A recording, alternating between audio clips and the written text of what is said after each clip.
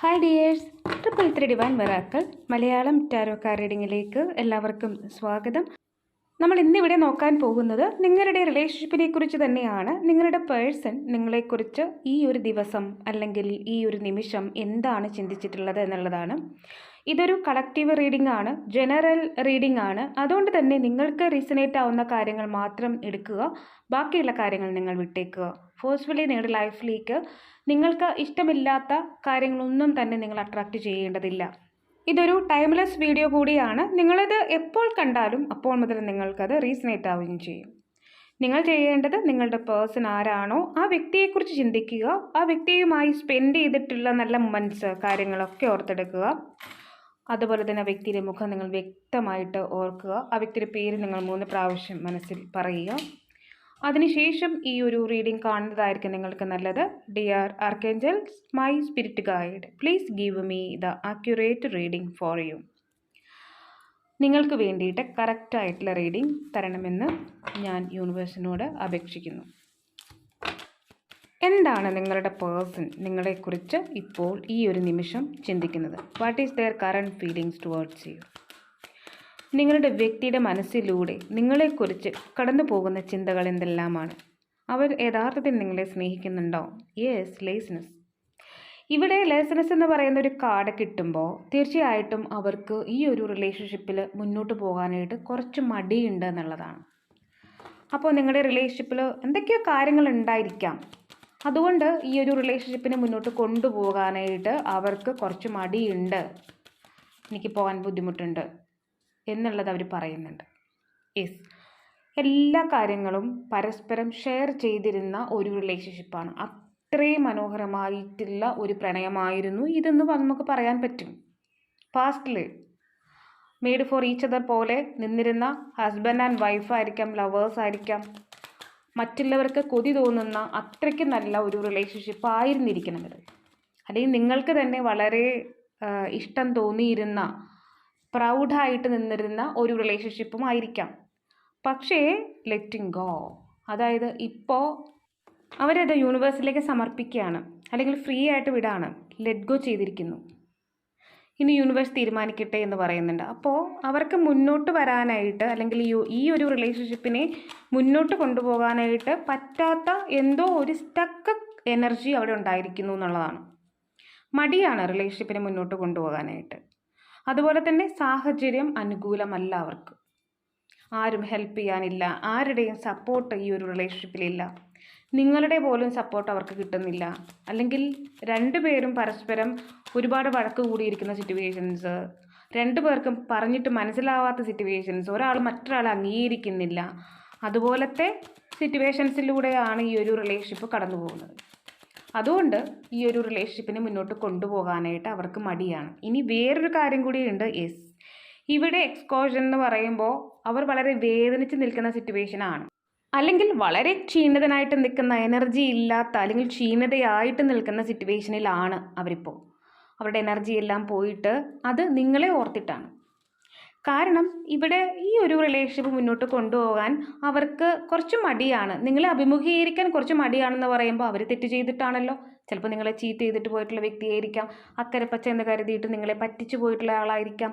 ഇപ്പോൾ വളരെ ക്ഷീണിച്ച് നിൽക്കുകയാണ്. കാരണം അവർ വിചാരിച്ചതുപോലെയുള്ള ആ ഒരു സന്തോഷമോ അല്ലെങ്കിൽ ആനന്ദമോ ഒന്നും അവിടെ നിന്ന് കിട്ടിയിട്ടുണ്ടാവില്ല. അപ്പോൾ നിങ്ങളെ അഭിമുഖീകരിക്കാൻ കുറച്ച് മടിയാണ്, പറ്റുന്നില്ല, നാണക്കേട്, ആ ഒരു സിറ്റുവേഷൻ ഇവിടെ ഉണ്ട്. പക്ഷേ എന്നാലും നിങ്ങൾ ലവേഴ്സാണ്. കാരണം bottom of the deck lovers എന്നൊരു കാർഡാണ് കിട്ടിയിട്ടുള്ളത്. ഇപ്പോഴും നിങ്ങളെ വിട്ടുകളയാനായിട്ട് അവർ ആഗ്രഹിക്കുന്നില്ല, ഇപ്പോഴും പ്രണയത്തിലാണെന്നാണ് അവർ വിശ്വസിക്കുന്നത്. അതുപോലെ തന്നെ ഇവിടെ 3 കാർഡ്സാണ് നമുക്ക് കിട്ടിയിട്ടുള്ളത്. Death and rebirth. അവരൊരിക്കലും റിലേഷൻഷിപ്പിനെ എൻഡാക്കാൻ ആഗ്രഹിക്കുന്നില്ല. അവർ എൻഡായിപ്പോയിട്ടുള്ള റിലേഷൻഷിപ്പിനെ വീണ്ടും തുടങ്ങാനായിട്ട് ആഗ്രഹിക്കുന്നു. അതിൻ്റെ കാരണം എന്ന് പറയുമ്പോൾ നിങ്ങളെ അവർ സൂര്യനായിട്ട് കാണുന്നു.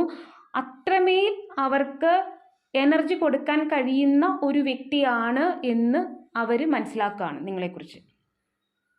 അതാണ്. അപ്പോൾ നിങ്ങളുമായിട്ടൊരു സക്സസ് ഉണ്ട്, നിങ്ങളുമായിട്ടൊരു ഫാമിലി ഉണ്ട്, അല്ലെങ്കിൽ ഫാമിലി ഉണ്ടാകണം, കമ്മിറ്റ്മെൻറ്റ് വേണം എന്ന് വിചാരിക്കുന്ന ഒരാൾ. അതുപോലെ തന്നെ വേറൊരു സിറ്റുവേഷൻ കൂടി അവർക്കുണ്ട്. അവർ അവരുടേതായിട്ടുള്ള സിറ്റുവേഷനിൽ അവരുടെ ഫാമിലി പരമായിട്ടുള്ള കാര്യങ്ങൾ, അവരുടെ ജോബ് സംബന്ധിച്ച കാര്യങ്ങൾ, ഇതിലെല്ലാം തന്നെ പെട്ടു നിൽക്കുന്ന സിറ്റുവേഷൻസ്. അതായത് വേറെ എന്തൊക്കെയോ കാര്യങ്ങൾ നിങ്ങളുടെ റിലേഷൻഷിപ്പിൽ ഉണ്ടായിട്ട് അവരെ ചുറ്റി വരിഞ്ഞ് നിൽക്കുന്ന അനുഭവങ്ങൾ, എക്സ്പീരിയൻസ് ഒക്കെ അവർക്ക് ഉണ്ടായിട്ടുണ്ട്. അതുപോലെ തന്നെ അതിൽ നിന്നും ഈ ഒരു റിലേഷൻഷിപ്പിനെ നിങ്ങൾക്ക് ക്ലാരിറ്റി തന്ന് മുന്നോട്ട് പോകാമെന്ന് അവർ ചിന്തിക്കുകയാണ്. ഇനി ആ പെട്ട് നിൽക്കുന്ന സിറ്റുവേഷൻ എന്ന് പറയുന്നത് ഇവർ നിങ്ങളെ ചീറ്റ് ചെയ്തിട്ട് പോയിട്ട് അവിടുത്തെ എനർജിയും ആവാം, ആ ഒരു വ്യക്തിയുടെ എനർജിയും ആകാം, ആ വ്യക്തി ഈ വ്യക്തിയെ ചുറ്റി വരുന്ന സിറ്റുവേഷനും ആകാം. അതിൽ നിന്നൊക്കെ വന്ന് നിങ്ങളുമായിട്ട് റിലേഷൻഷിപ്പ് മുന്നോട്ട് കൊണ്ടുപോകാം എന്ന് വിചാരിക്കുന്നുണ്ട്. ഇവിടെ 5 of Wands എന്ന് പറയുമ്പോൾ നിങ്ങളെക്കുറിച്ച് ഓർക്കുമ്പോൾ തന്നെ അവർ ചിന്തിക്കുന്നത് നിങ്ങൾ വഴക്കുണ്ടാക്കും എന്നുള്ളതാണ്. നിങ്ങളെ കുറ്റപ്പെടുത്തിയല്ല പറയുന്നത്, കാരണം വഴക്കുണ്ടാക്കാനുള്ള സാഹചര്യങ്ങൾ ഈ വ്യക്തി എല്ലാം ഒരുക്കി വെച്ചിട്ടുണ്ട്.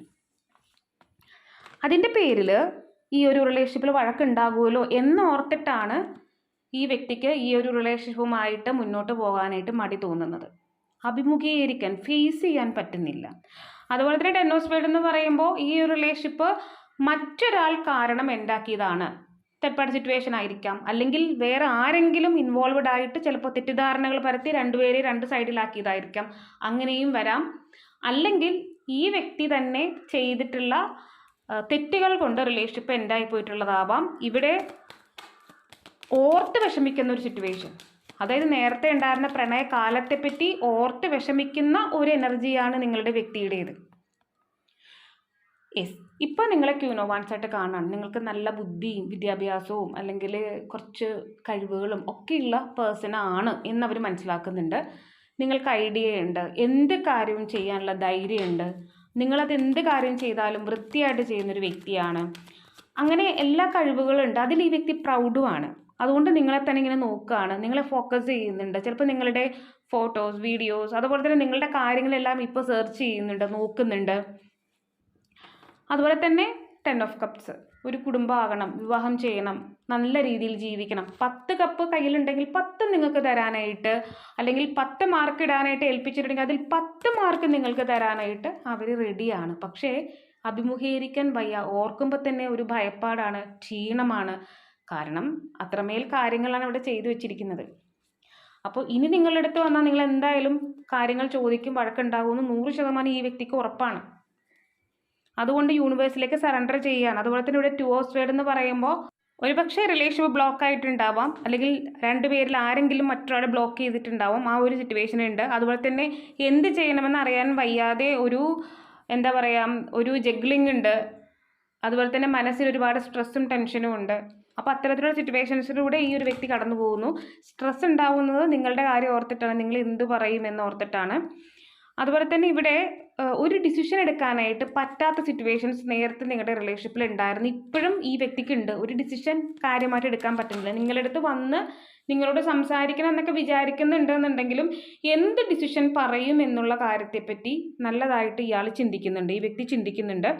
അതുപോലെ തന്നെ ഇവിടെ നിങ്ങൾക്ക് വളരെയധികം വിഷമം ഉണ്ടാക്കിയിട്ടുള്ള ഒരുപാട് കാര്യങ്ങൾ ഈ ഒരു റിലേഷൻഷിപ്പിൽ വന്നിട്ടുണ്ട്. ഇവിടെ ഹീലർ ഓഫ് ദി ഏജ് എന്ന് പറയുമ്പോൾ നിങ്ങളിലെ പ്രോബ്ലത്തെ ഹീൽ ചെയ്ത് മുന്നോട്ട് പോകാനായിട്ടാണ് നിങ്ങൾ പരസ്പരം ഈ ഭൂമിയിലേക്ക് വന്നിട്ടുള്ളത്, ജന്മമെടുത്തിട്ടുള്ളത്. അപ്പം ഒരാൾക്ക് മറ്റൊരാളെ ഹീൽ ചെയ്യാൻ സാധിക്കും. ഇപ്പോൾ അതിനുള്ള പ്രോസസ്സാണ് നടന്നുകൊണ്ടിരിക്കുന്നത്. സമയമെടുക്കും. ഒരാൾക്ക് മറ്റൊരാളെ ഹീൽ ചെയ്യാൻ പറ്റും. മുറിവുകൾ ഉണങ്ങി നിങ്ങൾ മുന്നോട്ട് പോകും. ഇവിടെ എന്തായാലും നിങ്ങൾ തമ്മിലൊരു സോൾ കോൺട്രാക്റ്റ് തീർച്ചയായിട്ടും ഉണ്ട്. സോൾമേറ്റ് ഒരു ട്വിൻ ഫ്ലെയിം കണക്ഷനാണ്. ട്വിൻ ഫ്ലെയിം ആവാനുള്ള സാധ്യതയാണ്. ഒരേ സോൾ ഒരുമിച്ച് ഒരേപോലെ തന്നെ മുന്നോട്ട് പോകുന്ന ഒരു സിറ്റുവേഷൻസ് ഉണ്ടാവും. അത് കാര്യങ്ങൾ പറഞ്ഞ് മനസ്സിലാക്കി നല്ല രീതിയിൽ തന്നെ റിലേഷൻഷിപ്പ് മുന്നോട്ട് കൊണ്ടുപോകാനുള്ള സാധ്യതയുണ്ട്. പക്ഷെ അതിന് സമയമെടുക്കും. അതുപോലെ തന്നെ ഇവിടെ സമൃദ്ധിയാണ് നിങ്ങളിലേക്ക് വരുന്നത്. രണ്ടുപേരും ഒന്നായി കഴിയുമ്പോൾ ഫിനാൻഷ്യലി പ്രോബ്ലംസ് ഒക്കെ മാറി കുറച്ചും കൂടി സാമ്പത്തികമായിട്ടൊക്കെ നല്ല ഉയർച്ച കാര്യങ്ങളൊക്കെ ഉണ്ടാവും. ഇപ്പം രണ്ടുപേരിൽ ആർക്കെങ്കിലും ഫിനാൻഷ്യലി പ്രോബ്ലംസ് ഒക്കെ ഉണ്ടാവാനുള്ള സാധ്യത വളരെയുണ്ട്.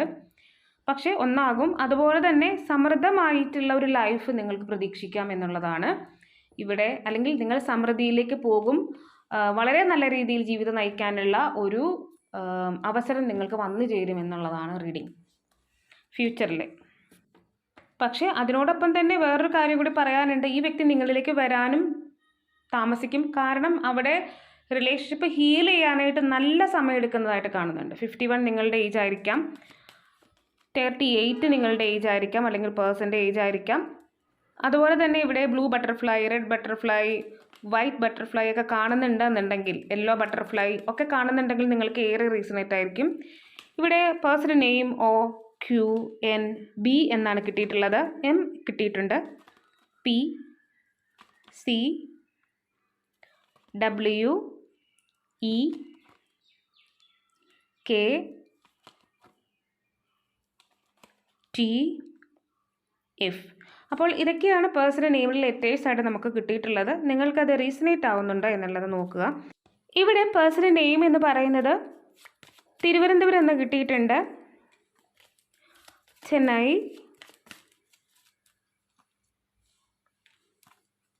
മലപ്പുറം, ഇടുക്കി, കൊല്ലം, ഇതൊക്കെയാണ് പ്ലേസസ് ആയിട്ട് നമുക്ക് കിട്ടിയിട്ടുള്ളത്. നിങ്ങൾക്കത് റീസണേറ്റ് ആവുന്നുണ്ടോ എന്നുള്ളത് നോക്കുക. ഇനി നമുക്ക് ക്ലൂസ് എടുക്കാം.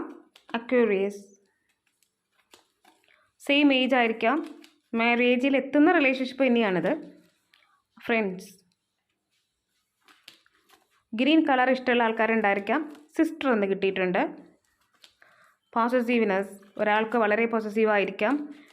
ബ്ലാക്ക് ബട്ടർഫ്ലൈ കാണുന്നുണ്ടെങ്കിൽ ഏറെ റീസണേറ്റ് ആണ്. 1, 49, 41, 43, 27, 7 എന്നൊരു ഡേറ്റ്, 47, 44, 28, 9 എന്നൊരു ഡേറ്റ്, ഏരീസ്. 333 കാണുന്നുണ്ടെങ്കിൽ ഏറെ റീസണേറ്റ് ആണ്. 888 നിങ്ങൾ ഏഞ്ചൽ നമ്പറായിട്ട് കാണുന്നുണ്ടെങ്കിലും ഏറെ റീസണേറ്റ് ആയിരിക്കും നിങ്ങൾക്ക്. അപ്പോൾ ഇതൊക്കെയാണ് നമുക്ക് ക്ലൂസ് ആയിട്ട് കിട്ടിയിട്ടുള്ളത്. നിങ്ങൾക്കത് റീസണേറ്റ് ആവുന്നുണ്ടോ എന്നുള്ളത് നോക്കുക. ഇനി നമുക്ക് എടുക്കാനുള്ളത് ഏഞ്ചൽസ് മെസ്സേജസ് ആണ്. ഇവിടെ ഏഞ്ചൽ നിങ്ങളുടെ റിലേഷൻഷിപ്പിനെ കുറിച്ച് എന്താണ് പറയുന്നത് എന്നുള്ളത് നമുക്ക് നോക്കാം. It's up to U.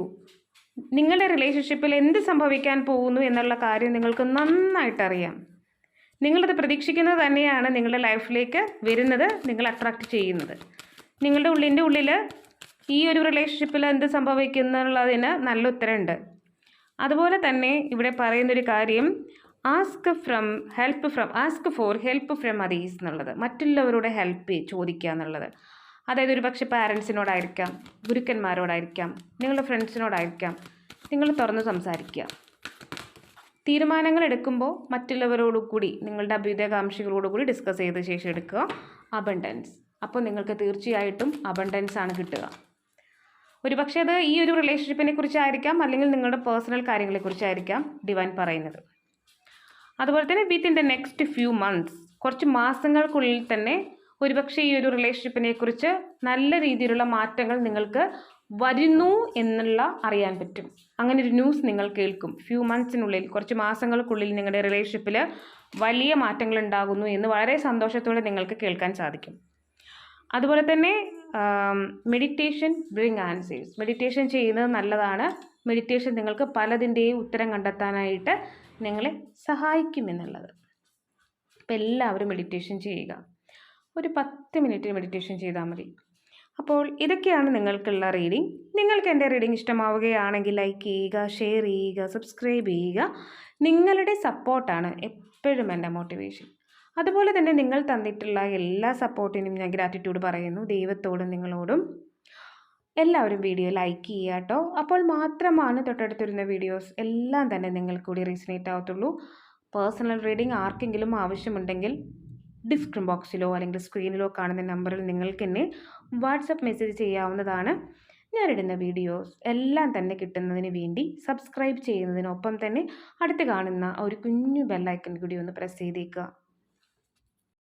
അതുപോലെ തന്നെ ഇൻസ്റ്റാഗ്രാം പേജിന് ലിങ്ക് ഡിസ്ക്രിപ്ഷൻ ബോക്സിൽ കൊടുത്തിട്ടുണ്ട്. അതുകൂടി ഒന്ന് ഫോളോ ചെയ്യുക.